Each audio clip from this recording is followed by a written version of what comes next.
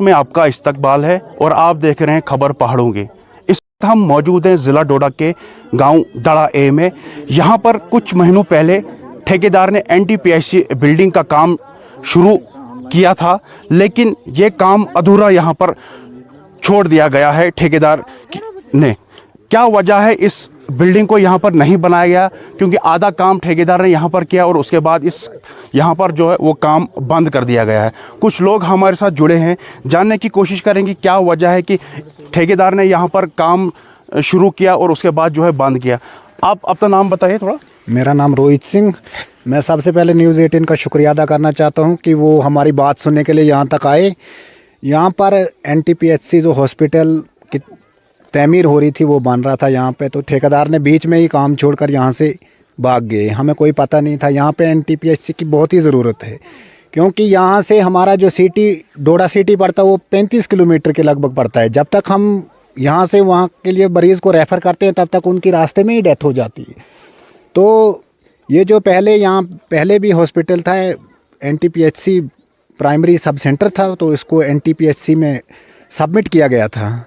तो उसका काम शुरू भी हो गया। यहाँ पर तहसीलदार बड़े बड़े अफसरान आए वो डिपार्टमेंट के, उन्होंने इस जगह का मुआयना किया, सारा कुछ हो गया। ठेकेदार ने काम भी लगा दिया। लगभग कोई 15 दिन यहाँ पे काम लगा। 15 दिन के बाद यहाँ से उन्होंने बोला नहीं जी, हमें यहाँ से वो रिपोर्ट आई है कि यहाँ पे ये इन्वेल्ड है, ये जगह इन्वेल्ड है यहाँ बनाने के लिए एनटीपीएसी। तो फिर हमें पता नहीं है किस वजह से उन्होंने, कौन से किन लोगों ने उनको क्या बोल दिया कि उन्होंने यहाँ से मशीनें रवाना की। तो हमें को तो इसका फ़िलहाल पता ही नहीं है। तो हम आपकी टीम का शुक्रिया अदा करना चाहते हैं कि आप यहाँ पर मौके पर स्पॉट पर आए कि ये देखते यहाँ पर कितनी परेशानी है इस आवाम को, यहाँ के लोगों को, और एनटीपीएसी की यहाँ पे सबसे ज़्यादा ज़रूरत है।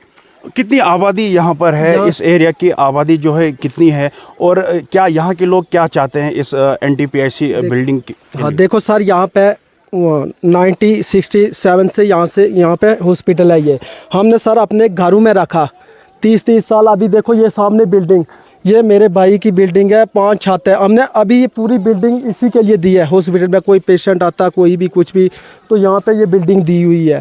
तो सर अगर हमें यहाँ पे बिल्डिंग आई है, गवर्नमेंट के थ्रू आई है, अगर यहाँ से फिर उठा के ले जाएंगे तो हमें अच्छा नहीं लगेगा। जब हमने 50-100 साल हमने यहाँ पर रखा हॉस्पिटल, अब यहाँ से अगर कोई लेगा तो अच्छा नहीं लगेगा, क्योंकि हमने अपने घरों में गवर्नमेंट की बिल्डिंगों की जगह अपने घर दिए। तो सर हम ये नहीं चाहते कि यहाँ से अब ये हॉस्पिटल कहीं और जगह जाए।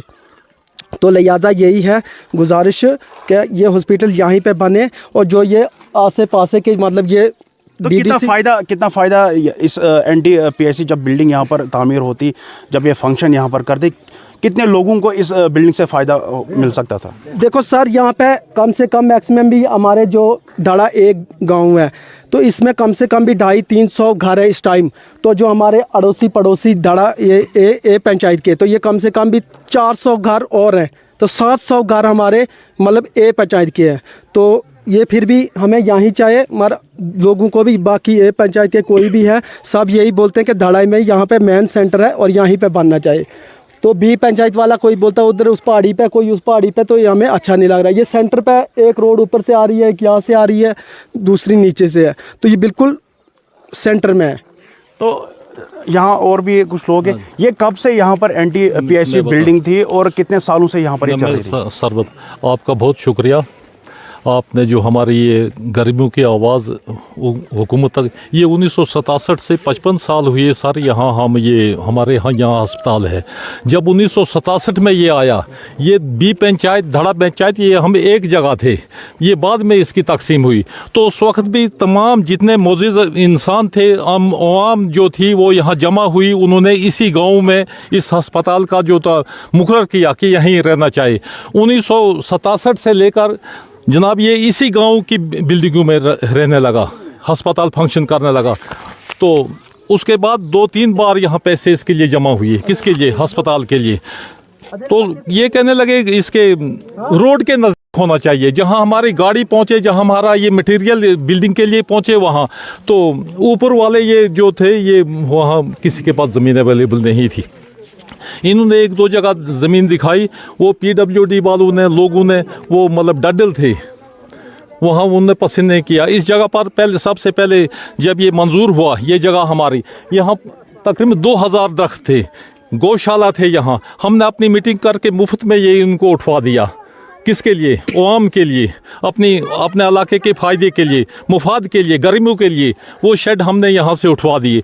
फलदार बूटे थे यहाँ, अखरोट के दरख्त थे, खुबानियाँ थी यहाँ बहुत बड़ा, ये हमने मुफ्त में ज़मीन दे दी यहाँ पर। उसके बाद क्या आपने जानने की कोशिश की क्या वजह है कि ठेकेदार ने आधा काम यहाँ पर सर वहीं आ जाता हूँ मैं। तो हमने ये जब दे दिया, इसके हमने वो बूटे भी उठा लिए, सब कुछ। यहाँ पर बीएमओ साहब आए, बीएमओ साहब के बाद सीएमओ साहब आए, उन्होंने इस जगह को पसंद किया। उसके बाद इन्होंने एतराज़ किया, ये पार वाले जो हैं ये लोग एतराज़ करने लगे कि ये ऊपर कहीं होना चाहिए। तो उसके बाद तहसीलदार साहब आए, उनने भी रिपोर्ट दे दी कि ये जगह जो मुवाफिक है। पीडब्ल्यूडी वालों ने जब हमारा इनके साथ हो गया, उन्होंने भी तो ये सर हमारे 18 मोड़े हैं।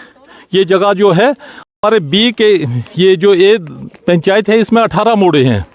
इनके नाम है मड़ी, छानपुरा, लोअर पोस्ता, धड़ा, शुवा, हाला, कुमारपुरा, लेंटोत, लोहारपुरा, बंदुटियाल, टारवा, मागरेपुरा, थणसू, डाबरी, लोअर चाटा, गोलना, बांडोत और पुंदेखर। तो जितने आपने नाम लिए, कितनी आबादी इन गाँव की है, और ताकि इन लोगों को जो है इस एनटीपीएससी बिल्डिंग से फ़ायदा मिल सकता है। ये जो मैंने नाम लिए 17-18 मोड़, इसके अलावा भी और भी सारे मतलब कई लोग यहाँ आते हैं।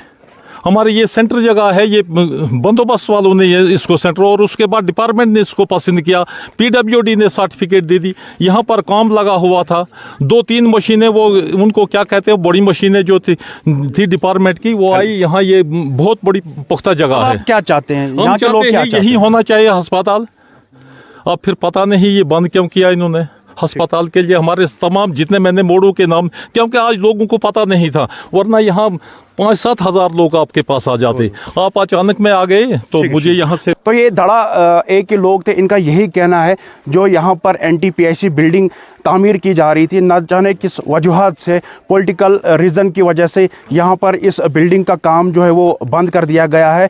क्योंकि ये बिल्डिंग यहाँ पर अगर बनती तो तकरीबन 20 से ज़्यादा गाँवों के लोगों को यहाँ पर फ़ायदा मिल सकता था, और 10 से 15 हज़ार आबादी यहाँ पर लोगों की है, उनको ये सेंटर प्लेस पड़ता था।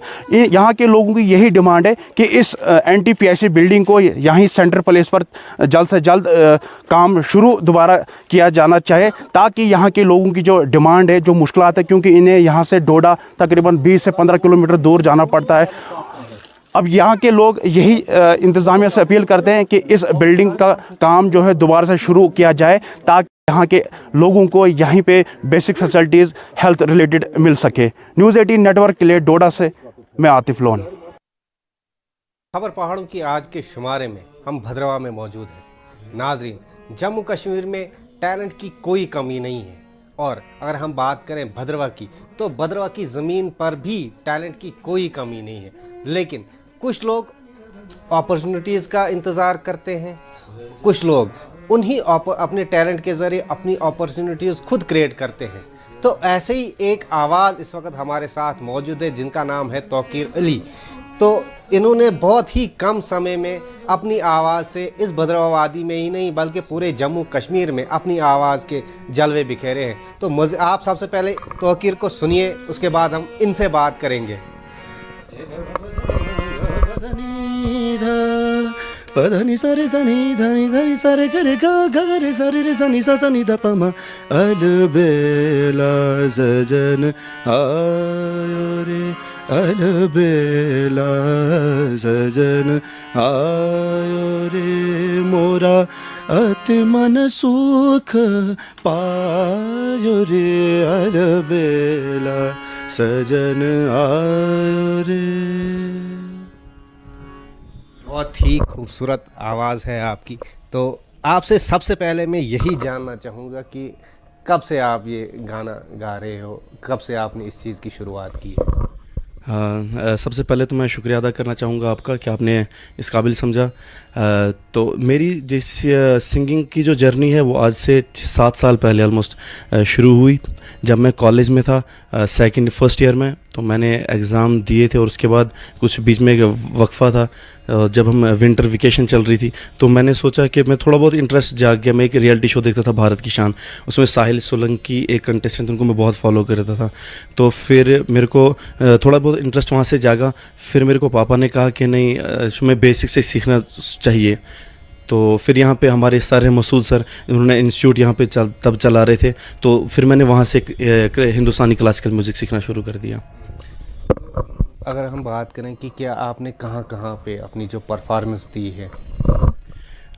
जैसे कि मैंने अभी कहा कि 7 साल पहले शुरू किया, फिर धीरे धीरे लोकल शो, अभी मैंने सबसे पहले कॉलेज में ही परफॉर्म किया था, अपने कॉलेज में। फिर धीरे धीरे कुछ जो हमारे लोकल एडमिनिस्ट्रेशन के कुछ प्रोग्राम थे, अपने आर्मी के कुछ शोज़ होते रहते थे, कुछ पार्टीज़ होती थी, वहाँ पे परफॉर्म करना शुरू किया। और फिर जो है लोकल ऑडिशंस देने मैंने शुरू किए, जिसमें अल्हम्दुलिल्लाह बहुत सी मैक्सिमम जगहों पे मैं रनर अप या तो विनर ही आ चुका हूँ। तो फिर इंट्रा स्टेट एक ऑडिशन हुआ था बाउंस ऑन बीट्स के नाम से, तो वहाँ पे भी जीता। उसके अलावा मैड स्टार हुआ, छूना आसमान सीज़न 5, उसमें मैं खाली डिस्ट्रिक्ट लेवल पे जीता था। अभी इस साल में वो फिनाले तक था और मैंने जीता वो सीज़न 6 छूना आसमान के, जिसमें LG सर ने भी मेरे को फेलिसिटेट किया। तो इस अलावा क्या खाली जम्मू कश्मीर तक ही फ़िलहाल महदूद रहे कि बाहर भी? हाँ बिल्कुल, मैंने बेसिकली 2019 में इंडियन आइडल में भी पार्टिसिपेट किया और उसमें मैं 3rd राउंड तक था। तो उसके बाद सारेगामापा, उसके में 4th राउंड तक था। तो अभी इस साल जस्ट रिसेंटली जो अभी इंडियन आइडल हुआ, जिसमें चिराग कोतवाल, जो हमारे लिए बहुत प्राउड मोमेंट है कि पूरे हमारे भद्रवाह से जो है वो चिराग कोतवाल अभी टॉप 10 में पहुँचे हैं। तो हम साथ में थे वहाँ पे, थिएटर राउंड तक था मैं भी इस बार। इसके लिए एक वेब सीरीज़ है आज़ादी, उसमें मैंने 2 सॉन्ग गाए हैं, अभी वो रिलीज़ होने वाली है बहुत जल्द। उसमें एक खुद मेरी अपनी कंपोजिशंस हैं और उसके अलावा अभी एक बहुत ही मेरे लिए प्राउड मोमेंट है कि इस बार का जो इलेक्शन का थीम सॉन्ग है, जो हमारे LG सर ने जो है हमको फेलिसिटेट भी किया था, तो इलेक्शन का थीम सॉन्ग जो इस बार का 2022 का वो मैंने वो रिकॉर्ड किया हुआ है। बॉलीवुड से कुछ है? हाँ, कुछ बॉलीवुड से भी अभी एक कुछ डिस्क्लोज़ अभी नहीं करना चाहता था वैसे मैं, बट एक बॉलीवुड में कुछ एक बड़े सितारे हैं, उनके साथ में भी एक काम करने का मौका मिलेगा इंशाल्लाह, बहुत जल्दी वो भी डिस्क्लोज़ हो जाएगा। तो जैसे किस तरह की कैसी सपोर्ट है? हाँ, अभी तो बहुत अच्छी सपोर्ट है, पहले से ही थी बेसिकली, ऐसा कुछ नहीं है। स्टार्टिंग में जब पापा ने भी बहुत सपोर्ट किया, पहले उन्होंने ही बेसिकली मेरे को इंस्टीट्यूट भेजा। शायद मैं इंस्टीट्यूट में ना जाता, मसूद सर से सीखना शुरू ना करता, तो शायद उसके बाद मैं शायद इतना आगे वो अपॉर्चुनिटीज़ ना मिल पाती मुझे। आपकी स्पेशलिटी क्या है? आप किस में ज़्यादा प्रेफर करते हो गाने गाने, क्लासिक, पॉप या? पहले बेसिकली जब मैंने शुरू किया था तब तो मैं सिर्फ क्लासिकल ही गाता था, तब क्लासिकल के अलावा मैं ज़्यादा टच नहीं करता, क्योंकि अभी तो 6-7 साल पहले तो शुरू किया। और अक्सर लोगों को एक भी मिसकंसेप्शन होता है कि जब तक ना बचपन से ही तुम सीखो करो तब तक तुम इस चीज़ में फ्यूचर नहीं बना सकते हो, लेकिन मुझे नहीं लगता ऐसा कुछ होता है। जब तुम्हारा मन करता है, जब तुम इसको शुरू करते हो, अच्छे से सीखना शुरू करते हो, तो तुम उस वहाँ तक पहुँच जाते हो। जहाँ तक मेरे सीखने की बात है, मैंने क्लासिकल से शुरू किया था, लेकिन धीरे धीरे फिर मैंने बॉलीवुड भी, जब मैं ऑडिशंस में गया, क्योंकि वहाँ पर रिक्वायरमेंट रहती है कि तुम्हें बॉलीवुड भी गाना पड़ता है, बॉलीवुड ही बेसिकली गाना पड़ता है। तो लेकिन अभी जो है, अभी मेरी कुछ ग्रूमिंग क्लासेस चल रही है एक बड़ी म्यूज़िक कंपनी के साथ, जिसमें मेरे को आर्मी ने स्पॉन्सर किया, यहाँ पे 4RR ने, उनके साथ ग्रूमिंग चल रही है। और वहाँ से मैंने अभी काफ़ी कुछ वेस्टर्न, पॉप, उसके अलावा प्लेबैक सिंगिंग और भी बहुत सी कुछ चीज़ें, बहुत डिफरेंट टाइप का म्यूज़िक है, वो अभी मैं वहाँ पे से सीख रहा हूँ। तो बेसिक जो सीखना बहुत ज़रूरी है। तो सबका यही मानना है, जितने भी सिंगर हैं, जितने बड़े बड़े उस्ताद हैं, सबका यही मानना है कि क्लासिक ही बेसिक है म्यूज़िक का, कि जब तक ना क्लासिकल सीखो तब तक कुछ भी तुम नहीं गा सकते हो, मतलब उस लेवल पे नहीं गा। अभी एक मेरे को मैं महेंद्र सिंह धोनी जो है सर, उनका जो मैं कोटेशन है वो बहुत ज़्यादा फॉलो करता हूँ। उनका कहना था कि जब मैं कहीं बैटिंग करने जाता हूँ तो मैं पहले अपने बल्ले से कम 3-4 टाइम्स ज़्यादा भारी वाली चीज़ उठाता हूँ और उससे बैटिंग करता हूँ, ताकि जब मैं बैटिंग करूँ तो वो मेरे को बहुत हल्का लगे, बहुत इजीली गाऊँ, मतलब प्ले करूँ। तो वैसे ही सिंगिंग का भी, कि क्लासिकल बहुत एक हैवी चीज़ है, जब तुम उस पर एक अपनी कमांड ले लेते हो तो फिर बाकी चीज़ें तो अपने आप आ ही जाती हैं। तो लास्ट में दर्शकों के लिए कुछ 2-4 लाइन।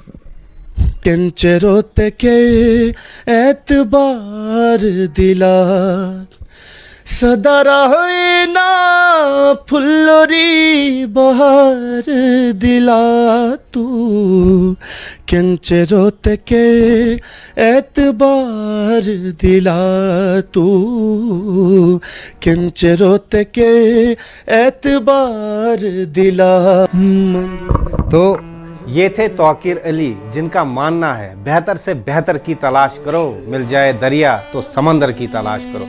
कामयाब सिंगर की तौर पर उभरे हैं, बल्कि दूसरे लोगों के लिए भी मसले राह बनकर सामने आ रहे हैं। न्यूज़ 18 जम्मू कश्मीर लद्दाख हिमाचल के लिए भद्रवाह से मैं साहिर हुसैन। पुंछ जिले ने लोरन इलाके और लोरन इलाके ने लोगों की सब तो बड़ी परेशानी है कि इस इलाके फायर ब्रिगेड नहीं जी कोई गड्डी नहीं है, फायर सर्विस ना होने कारण इतने आए दिन जी अग्नि घटना होनी है और लोगों को बड़ा नुकसान होना है। और लोगों की डिमांड है कि इस इलाके जो है फायर सर्विस होनी चाहिए ताकि इलाके जी अगर कोई अग्नि लगने घटना होनी तो उसने जो नुकसान घट हो टाइमली अग बुझाई सके। तो देखो कि पूरे इलाके जो लकड़ ने ज़्यादा मकान बने और सर्दी के मौसम में इतने मैक्सिमम जी अग लगने घटना पेश होनी और इतना लोगों की बड़ी परेशानी और लोग मंडी तो जी फायर ब्रिगेड पहुंचाने लोरना होने बड़ा टाइम लगना और लोग जानने कि इतने फायर ब्रिगेड होनी चाहिए। और इस बारे लोगों गल करता लोगों ने क्या कहना है सारे नाल इतने DDC मैंबर जो टाइम टू टाइम इस आवाज़ की चुकने रहे कि इतने फायर सर्विस होनी चाहिए। तो उन्होंने गल करता उन्होंने क्या कहना है अरे सर बार बार गल चुकनी हो कि मतलब फायर सर्विस होनी चाहिए तो तुम क्या कहना इस बारे?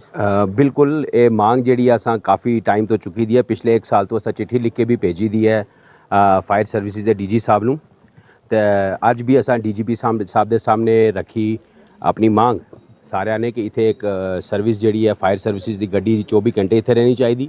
दूर दराज का इलाका है, फायर सर्विसिज की जितनी भी गड्डियां मंडी हैं, मंडी तो इत्थे किसी भी वक्त किसी हादसे दे टाइम पर कम से कम आधा पौना घंटा लग जाता है गड्डी नूं इत्थे पुजन विच ते उस नाल नुकसान काफ़ी हो जाता है। तो मैं पिछले साल का भी इस नूं फॉलो कर रहा मैं तो मैनूं उम्मीद है जिस तरह DG साहब ने भी आज यकीन दिलाया कि बहुत जल्दी वो गड्डी सर्विसिज वाली लोरन भी आके एक रुकेगी। तो मैंने उम्मीद है कि ये वाली मांग भी साड़ी जड़ी है वो बहुत जल्द पूरी हो जाएगी। क्योंकि दूर दराज इलाका और पहाड़ी इलाका चाहते थे, बहुत ज़्यादा पहाड़ी इलाका है, घर भी दूर दूर है, हर जगह सड़क भी नहीं जिथे पुज जाएगी। लेकिन मसला यो बन जाता है कि अगर इतने गड्डी होएगी तो रब ना करे कि किसी भी अगजनी दे इस इंसीडेंट नूं बहुत जल्दी जड़ा है वो काबू भी लिता जा सकता है। कुछ होर इधर गल करता उन्होंने साढ़े एक पुराने सरपंच कामरान बशीर साहब उन्होंने गल करता उन्होंने क्या कहना बशीर साहब किस तरह की परेशानी आनी फायर ब्रिगेड होने? देखिए जी फायर ब्रिगेड का पहले भी सानू इतने बड़ी नुकसान होया, साड़ी दुकाना इतने सड़ गई, मकान जो काफ़ी जल गए से। लेकिन ये तो बहुत बड़ी नीड है इस ब्लाक की कि इतने की आबादी पूरे ब्लाक की कम से कम 30,000 तो ज़्यादा है। तो अज तक असें भी बड़ी डिमांडा की लेकिन हाले तक कोई मतलब नहीं है वो कामयाब हो इसमें। लेकिन अज ਅਸੀਂ ਇਹ ਚਾਹੁੰਦੇ कि जनाबां की वसालत नाल ते सानू फायर ब्रिगेड की मतलब जी फायर सर्विस है उसका होना इतने लोन भी बड़ा जरूरी है। उसी तरह देखा कि इतने लकड़ी के मकान ज़्यादातर अग लगने की कितनी मुश्किल आती है। देखिए जी इतने जिस जैसी अग लग जाती है लकड़ी के मकान होंगे विद इन 1 आवर वो मकान जो खत्म हो जाता। इस वास्ते फायर सर्विस की इतने इस ब्लाक में बहुत बड़ी जरूरत है और पहले भी रिक्वेस्ट है आज भी रिक्वेस्ट करेंगे। लिहाजा असा उम्मीद है कि डिस्ट्रिक्ट एडमिनिस्ट्रेशन या साढ़े ऑनरेबल LG साहब इस विषय ज़्यादा तवज्जो देंगे तो सानू इसकी बहुत बड़ी जरूरत है। कुछ होर उन्होंने गल करसा उन्होंने क्या कहता ना सखी मोहम्मद सर जी किस तरह की परेशानी होनी कि फायर ब्रिगेड नहीं और मतलब मंडी तो फायर ब्रिगेड आने काफ़ी टाइम लगना सर यहाँ से मंडी तकरीबन 15 किलोमीटर है। जब किसी मकान को आग लग जाती है तो 1 घंटा लग जाता है, तब तक वो राख हो जाता है। तो फायर सर्विस का होना बहुत ज़रूरी है जो पहले भी डिमांड की है और हमें उम्मीद है कि आज भी हमारी डिमांडों को पूरा किया फायर सर्विस लगाई जाए। तो लोगों ने कहना है कि इस इलाके जी है फायर सर्विस होनी चाहिए क्योंकि इस इलाके जो फायर सर्विस ना होने कारण बड़ा नुकसान होना है। और अस भी ये चाहते हैं कि लोगों की जी डिमांड है पूरी की जाए क्योंकि अज ने दौर जो है वो मतलब कि बड़ा आधुनिक दौर है और बड़ी बड़ी जी फैसिलिटियां। लेकिन लोरन में जी है एक फायर सर्विस ना होने कारण लोगों ने हमेशा हर साल सर्दी के मौसम सबसे ज़्यादा नुकसान होना है और जो है लोगों की काफ़ी परेशानियों का सामना करना पैना है, जानी नुकसान और माल नुकसान होना है। और उसके बचाने अगर लोरन फायर सर्विस हो जानी तो लोगों की जी है एक परेशानी दूर हो सकी। मुनीश शर्मा, न्यूज़ 18 जम्मू कश्मीर लद्दाख हिमाचल लोरन। खबर पहाड़ों की ग्राउंड रिपोर्ट ਲਈ ਦਾ ਇੱਕ ਵਾਰੀ ਫਿਰ ਤੁਸਾਂ ਅੱਗੇ ਹਾਜ਼ਰ ਹਾਂ। इसलिए अस मैंटर मौजूद हैं जिथे आर्मी की तरफों जड़ाया स्कूली बच्चियां एक SSB ने एग्जाम ने दौरान क्या क्या डेमो किए जाने क्या क्या उन्हें ऑब्सटैकल्स होनी वो दसिया जाना उन्हें कितनी जी होनी सब कुछ साढ़े नाल इत्थे बच्चे भी हैं तुस तक सकते हो भारी तादाद में बच्चे भी आए हैं जोड़े ये सीखना चाहते साढ़े नाल कुछ इत्थे ने स्कूली बच्चे भी हैं अस उन्होंने भी गल कर जी तुस ना मारिया कौसर मेरा नाम है और आज हमें यहाँ आर्मी में एक लेक्चर था जो कि मोस्ट इम्पॉर्टेंट लेक्चर था, जिसमें हमें ये सिखाया गया कि एसएसबी के आगे हम ऑफिसर एंट्री कैसे करेंगे। और हमारे यहाँ कॉलेज के बच्चे हैं और कुछ गर्ल्स स्कूल की भी हैं और हम यहाँ पहाड़ी एरिया से बिलोंग करते हैं, और जिससे हमें ये लेक्चर दिया। तुसें क्या कही थे सिखाया गया? हमें ये सिखाया गया कि हमें यहाँ ग्राउंड ट्रेनिंग दी गई, एक लेक्चर हमने अटेंड किया जिसमें हमने बहुत कुछ सीखा कि हम एसएसबी का एग्ज़ाम कैसे उसको क्वालिफाई करेंगे, उसके क्या रूल्स होते हैं, उसको कैसे मतलब किया जाता है। साढ़े नाल कुछ और भी बच्चियां ना सुनने नाल भी गल कर संजीत सुना ना। मेरा नाम साइका खानम है, मैं NCC cadet government degree college Mendhar से। जैसे कि हम फॉर फ्लंग एरिया से बिलोंग करते हैं, हमें इतनी अवेयरनेस नहीं होती है कि हम एसएसबी के लिए कैसे जाएं, उसके लिए क्या क्या प्रोसीजर चाहिए, वो पूरे रूल्स एंड रेगुलेशन और प्रोटोकॉल्स हमें पता नहीं होता। तो इसलिए इंडियन आर्मी जो है 101 रेजिमेंट वो ऐसे प्रोग्राम मतलब करवाती रहती है, और उन्हें आज बहुत ही इंपॉर्टेंट प्रोग्राम एक यहाँ पे लेक्चर दिया है एसएसबी के बारे में, पूरे प्रोटोकॉल्स, पूरे रूल्स एंड रेगुलेशंस और जो उसके लिए क्वालिफिकेशंस चाहिए वो हमें बताई। उसके बाद उन्होंने ग्राउंड टेस्ट ऑफिसर के बारे में भी बताया कि कैसे ग्राउंड में क्या क्या करना चाहिए। गर्ल्स को भी बताया, बॉयज़ को भी प्रैक्टिकली हमने यहाँ पे किया, और ये बहुत ही एक मतलब अच्छी प्लेटफॉर्म थी गर्ल्स को भी और बॉयज़ को भी आगे जाने के लिए। Thank you. तो सुनिए इन्होंने गल्लां इना है कि असने दूर दराज दी बच्चियां जिन्हें पता नहीं सा कि किरा एसएसबी ने एग्जाम भी चुनो आज आर्मी की तरफ सिखाया गया। सर नाल एक और भी बच्ची है, उस नाल भी गल कर संजीत सुना ना। मेरा नाम कैडेट तैयबा खानम, मैं गवर्नमेंट डिग्री कॉलेज मेंढर से। आज हम यहाँ पे 101 रेजिमेंट मेंढर में सबसे पहले तो ये आर्मी आज क्या क्या सिखाया गया इतना जड़ाया आर्मी की तरफ बता रहे सर। ये सबसे पहले तो ये आर्मी ऑफिसर हमारे लिए एक रोल मॉडल, एक इंस्पिरेशन है हमारे लिए, और इन्होंने आज हमें एक लेक्चर के थ्रू हमें ये बताया कि किस तरह से हम सर्विस सिलेक्शन बोर्ड कैसे क्वालिफाई कर सकते हैं और कैसे उसमें क्या क्या उसमें प्रोटोकॉल्स हैं, उसके प्रोसीजर क्या हैं। उसके बाद यहाँ पर GTO इन ग्राउंड टेस्ट हमें बताया गया प्रैक्टिकली, क्योंकि प्रैक्टिकली किसी चीज़ को अगर हम फॉलो करें तो वो ज़्यादा बेनिफिशियल होती है। और मैं आपको बताती चलूँ कि हमारा एरिया फिर ये रिमोट एरिया है, और मैं समझती हूँ कि ये ऐसा प्लेटफॉर्म अगर हमें प्रोवाइड करते रहें तो हम बहुत आगे तक जा सकते हैं और देश का नाम रोशन कर सकते हैं। तुझे तक की के बार्डर ना एरिया है, इतना लोगों बहुत कम मौके लगने से सीखने ने एसएसबी ने आज जड़ा आर्मी की तरफ सिखाया गया, तो उस आर्मी ने शुक्रिया कितना अदा करना है? सर मैं तो आर्मी ऑफिसर के तहे दिल से मशकूर और ममनून हूँ कि जिन्होंने ऐसा अपना इतना कीमती वक्त निकाल कर हमारे लिए इतना बेटर प्लेटफॉर्म हमें प्रोवाइड किया, और उम्मीद रखती हूँ कि ऐसे प्लेटफॉर्म हमें प्रोवाइड करते रहें और ताकि हम तरक्की के रास्तों को छू सकें। सर साढ़े नाल एक और भी बच्ची है, उस नाल भी गल कर संजी। अस्सलाम वालेकुम, मैं तालीम अख्तर। मिना नहीं पता था कि मतलब इस एसएसबी के वे इतानिया हमने पता चले कि एसएसबी के वे, और ग्राउंड में भी हमने सिखाया गया कि एसएसबी क्वालिफिकेशन करना पे। उस तो बाद हमने अंदर भी मतलब दस्या गया कि मतलब टेस्ट वगैरह जो ही वे लेक्चर जरा अंदर दिता गया, उसी तुसें क्या क्या सिखाया गया? उसमें मतलब हमने ये सिखाया गया कि किस टाइप का क्वेश्चन आएगा, वो सब कुछ दस गया था। उस बाद हमने ग्राउंड में लाया गया, वे भी मतलब जितनी भी एक्टिविटी थी वे सारी हमने कराई गई। जी सुनिए तुम इन्हें बच्चे नहीं गल्लां इन्हें बच्चे ने कि अस रिमोट एरिया ने रहने वाले हैं, बार्डर एरिया ने रहने वाले हैं, असें जड़े मौके नहीं सन लभने। ये आर्मी की तरफों एक मौका दिता गया कि एसएसबी ना एग्जाम जरा किरा क्वालीफाई करना, और जरा उसने ग्राउंड में क्या क्या जड़ियाँ असें परेशानी होनी वो सब कुछ दसिया गया। अस सुनने उन्हें आर्मी अफसर जड़ा इन्हें क्या पढ़ाया। हमने ये एसएसबी इंटरव्यू का प्रोसीजर का पूरा लेक्चर एंड डेमोन्स्ट्रेशन कराया। पहले इनको एसएसबी प्रोसीजर का क्या क्या होता है, जो 5 दिन का या 6 दिन का प्रोसीजर है, वो प्रोसीजर में क्या क्या होता है, क्या क्या टेस्ट होता है, जैसे साइकोलॉजी, GTO और इंटरव्यू, उसमें क्या क्या होता है, वो ऑफिसर लाइक क्वालिटीज़ जो जज किया होता है वो सब उनको बताया गया। और उसके बाद हमने ऑब्स्टिकल बनाए थे थोड़ा GTO के, तो उसके ऊपर हमने डेमोन्स्ट्रेशन भी दिया था। एंड जो उनका जो भी क्वेश्चंस क्वेरीज था वो सब आंसर किया, और उनको किस हिसाब से तैयारी करना है वो भी उनको बताया है, जो रेफरेंस मटेरियल्स है और कौन से एंट्रीज़ के ऊपर वो जा सकते हैं। और मकसद ये था कि उनको और मोटिवेट करे, और मेंढर के जो यंग यूथ है उनको ऑफिसर बन के कमीशन होके आने की एक एम्बिशन दिलाए। तुसा सुनिए इस आर्मी अफिसर ने उन्हें चढ़ाया तफसीली तौर पर जड़ाया इन्हें दसिया गया बच्चे के किरा जड़ा एक अफिसर आर्मी किरा बनना, नेवी किरा जाना, वो पूरे जड़े सन इन्हें एक लेक्चर भी दिता गया। उस तो बाद जड़ाया इन्हें जड़ा एक डेमो भी दिता गया। नाज़म अली, न्यूज़ 18 मेंढर।